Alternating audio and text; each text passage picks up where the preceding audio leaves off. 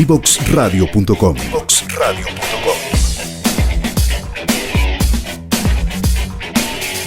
Conversaciones que simplifican lo complejo.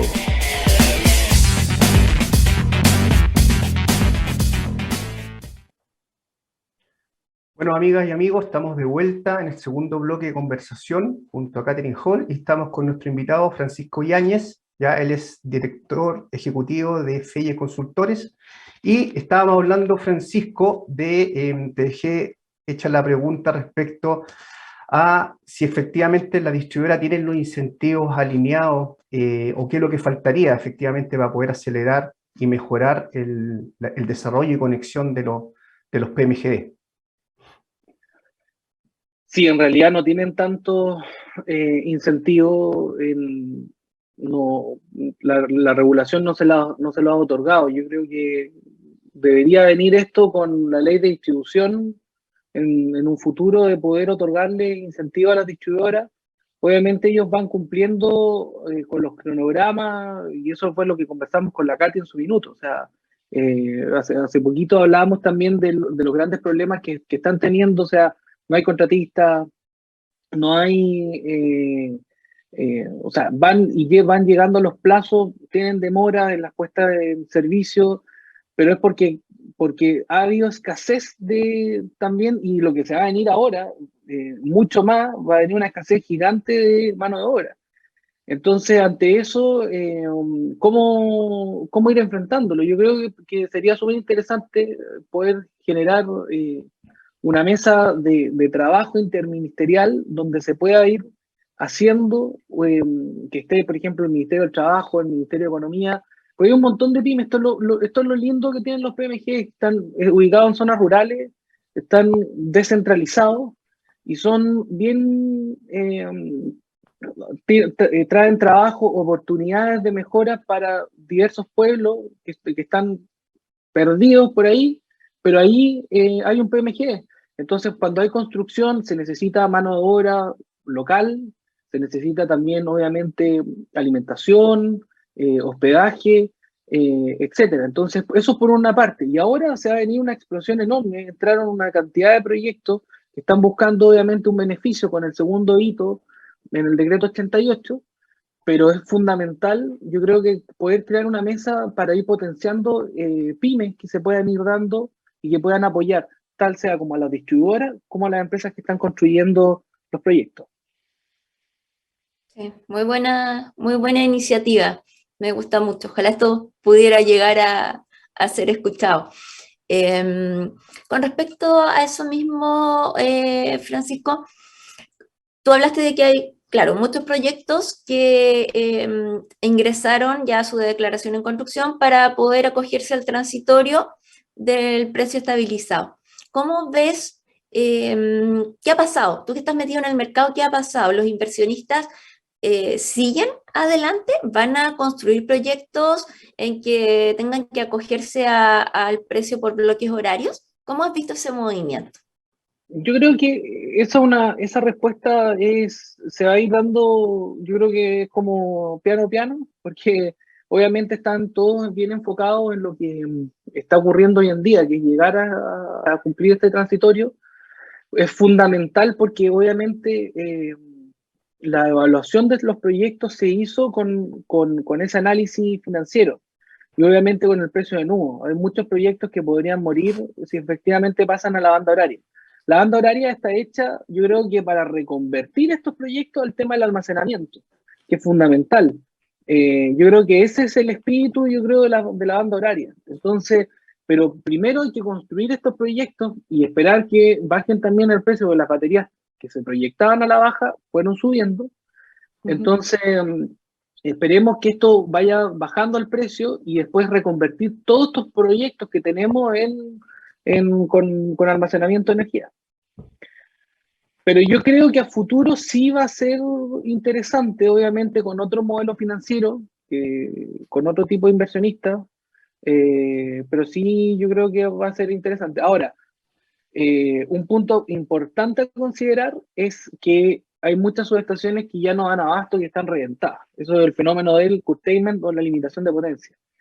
Entonces, y también que hay reversión de flujo, entonces empiezan a pagar peaje en zonas donde no debería haber por este colapso de la subestación. Entonces, también un poco, yo creo que no quedan muchos más proyectos por desarrollar, por más que se vayan a ir desarrollando, hay que hacer un estudio muy minucioso de ir viendo, obviamente, cómo están las subestaciones, el estado de las congestiones en transmisión, e ir viendo también cómo está el tema de los peajes que se van a ir.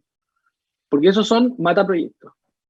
Claro, tú hablas en el fondo de la recalificación de instalaciones, en que producto de estas inyecciones hay muchas instalaciones zonales que están pasando a ser dedicadas. Y ahí creo que diste en el clavo con esto, porque va de la mano con el almacenamiento.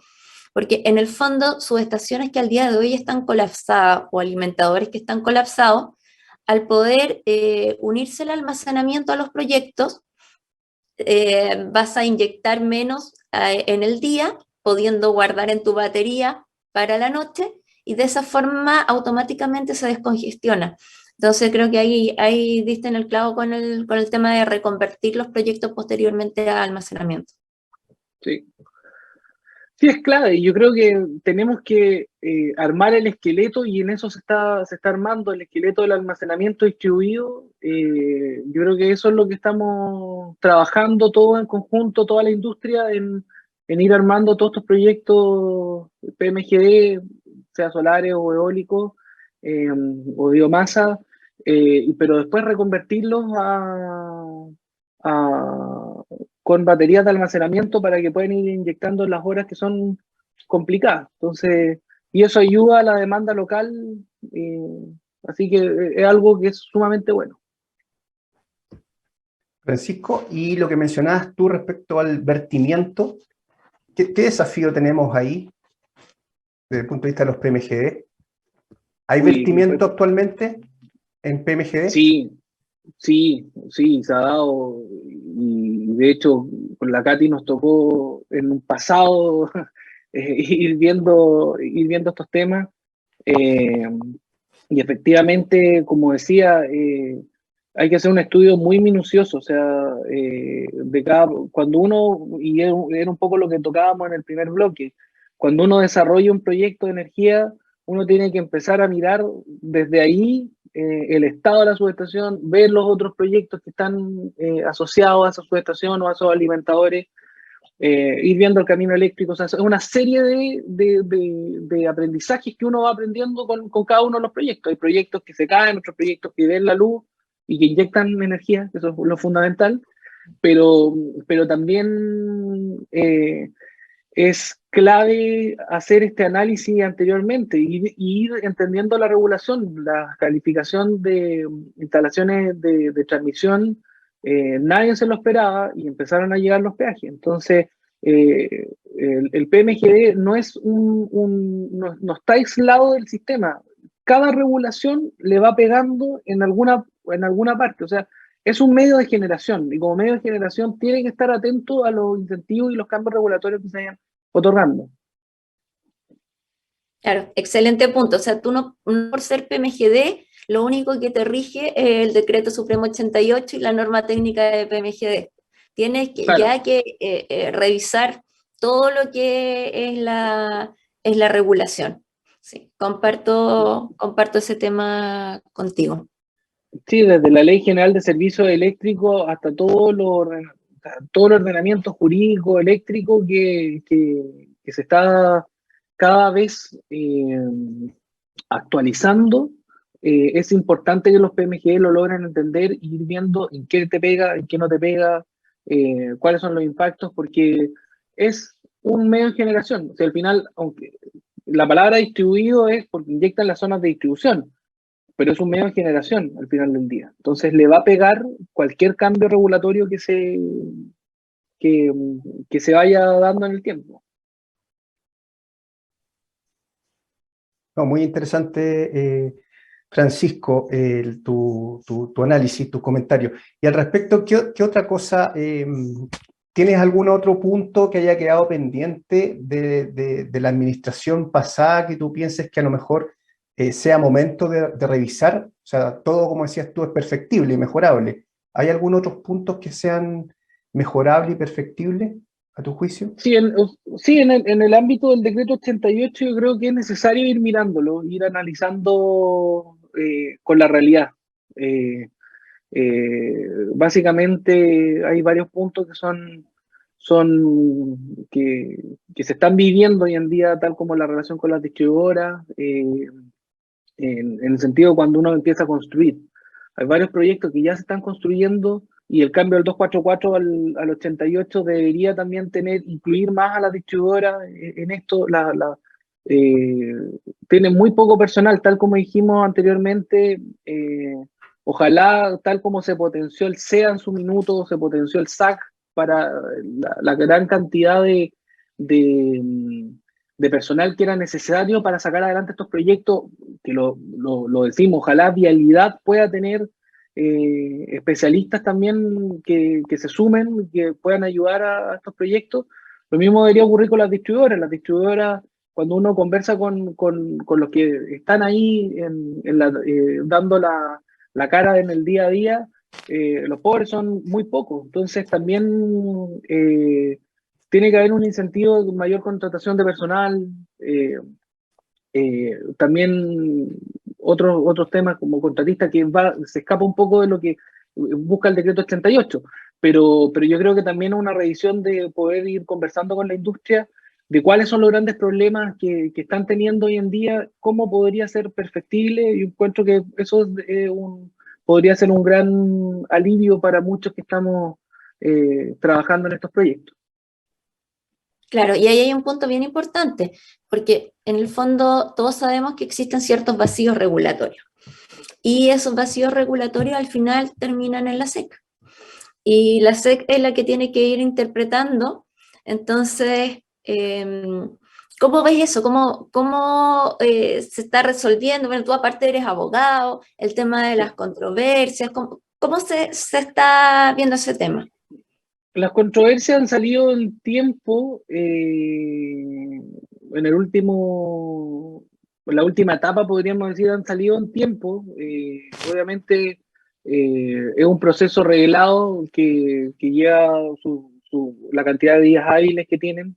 No sé, bueno, yo no sé en este momento cuántas controversias se están presentando, o sea, sería importante a lo mejor conocer ese número, pero por lo menos están dentro de los 6, 7 meses, siempre y cuando no tenga otra arista que, no sé, interactuar con algún ministerio, o sea, con el Ministerio de Energía en este caso. Pero básicamente han salido en tiempo y obviamente, claro, los criterios que tiene la SEC es caso a caso. O sea, se va otorgando caso a caso por cada uno de los proyectos, específicamente en los puntos que se están haciendo mención. Entonces, también la SEC en su minuto, claro, yo me acuerdo hace un año atrás que había una explosión de controversia en su minuto, pero obviamente fueron resolviéndolas bien. Yo ahí siento que están saliendo en tiempo y forma. Ya, excelente punto. Perdona, Alexi, que quería recalcar algo ahí porque en general una de las cosas que nos ha pasado conversando con la SEC es que dicen que a ellos llegan muchas controversias que no tienen, como podríamos decir, mucha carne. O sea, no acompañan todos los antecedentes. Entonces, eso es algo que hace que la respuesta a la controversia sea más lenta, porque es distinto que a ti te entreguen todo, a que tengas que ponerte tú a solicitar la información y a investigar. Entonces, pienso que ahí hay un punto súper importante en asesorarse y saber presentar bien una controversia con todo lo que se debe acompañar como para que esto fluya mejor. Sí, o sea, es fundamental ir viendo el problema y en ese problema ir viendo si hay ítems de partida, partidas en el ICC, ir entendiendo el por qué, el valor, cuál es el BNR aplicable, cuáles son los costos homologables, etcétera. Entonces, todo eso influye en ir haciendo un buen análisis, que al final del día también va saliendo mejores precedentes que van dejando al final del día ir mejorando la industria. Uh-huh. Oye, Francisco, tú que estás en el medio ahí y participas también de la Asociación de Asesol, digamos, ¿se ven algunos modelos de negocio relacionados a la generación distribuida, a los PMGD, al tema asociativo, distinto al almacenamiento, ya que es claramente un modelo de negocio, digamos, pero se ven algunos otros esquemas asociativos, por ejemplo, cooperativismo? ¿Se observa alguna visión respecto al cooperativismo en lo que es generación distribuida?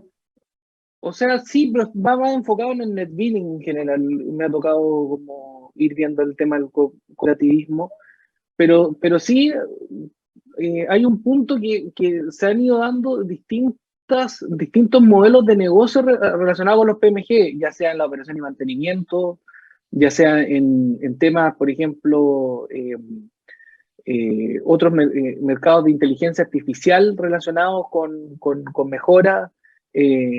También en la misma construcción se ha ido dando empresas que se están especializando en ciertos nichos que son fundamentales para la construcción, que son como subcontratistas. Entonces, en general,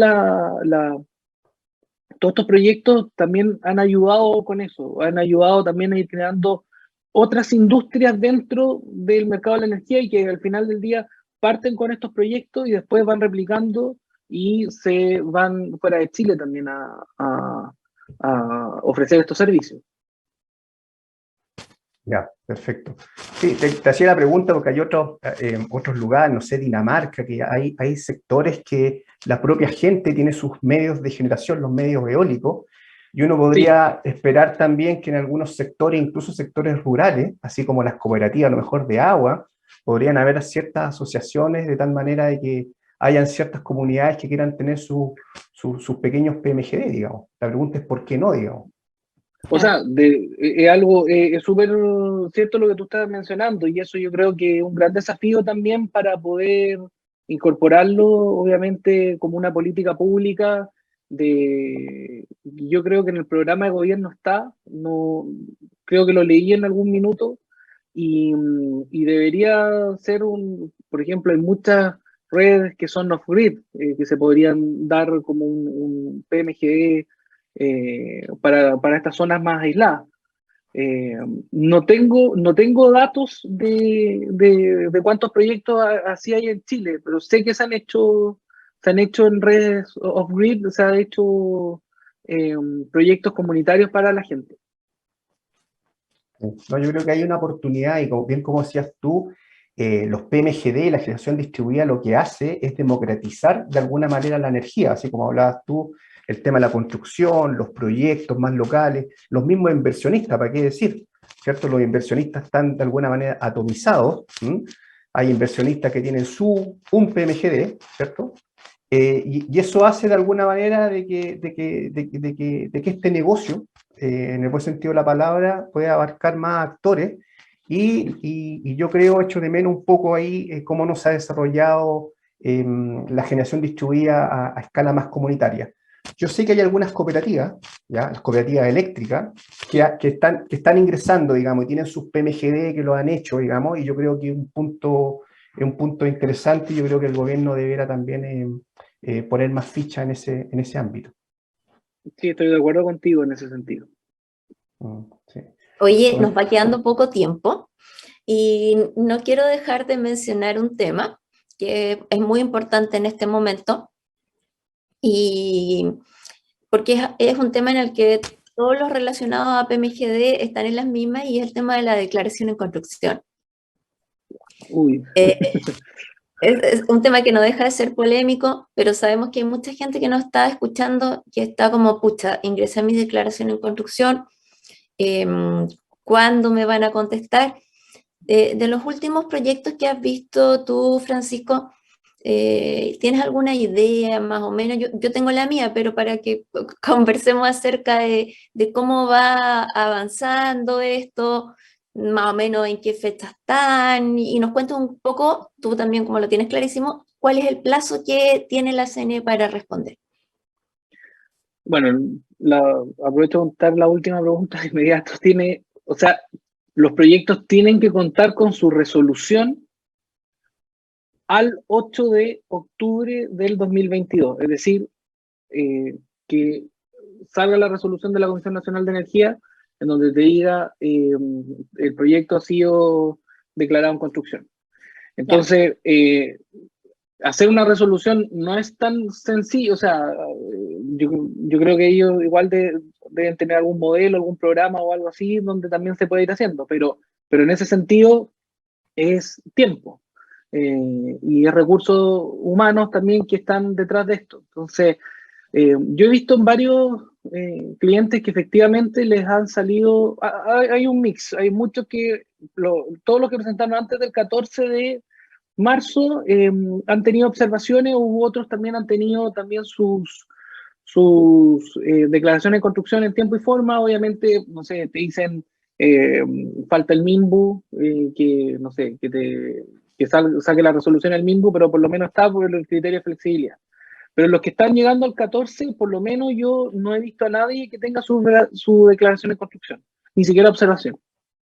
Ya. Yo creo que van por día, yo creo que deben estar como entre el 11 al como 10, 11 deben ir por ahí, porque después, y no sé si el fin de semana, porque me acuerdo que era el lunes 14, y no sé si en ese fin de semana ingresaron declaraciones, pero a lo mejor están trabajando en ese fin de semana en todo lo que se ingresó. Sí, súper buen dato, Francisco, porque en el fondo es una pregunta que todos están haciendo y coincido completamente contigo.